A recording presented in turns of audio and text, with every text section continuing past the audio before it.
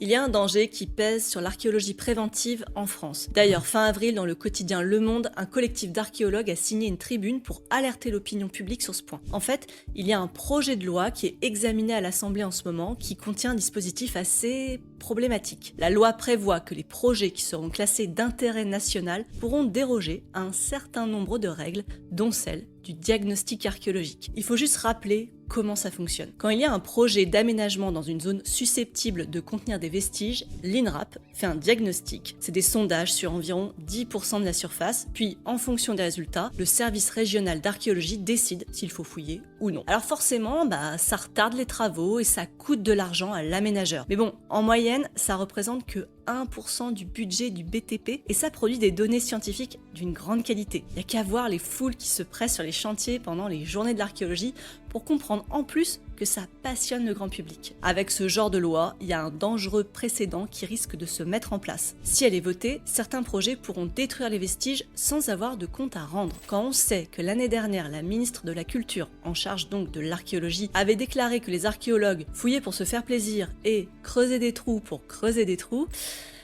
en ces temps de coupe budgétaire, il y a de quoi être un peu inquiet sur la pérennité de l'archéologie préventive. Vous pouvez signer cette pétition que je vous mets en commentaire si vous voulez protéger votre patrimoine et aider l'archéologie préventive.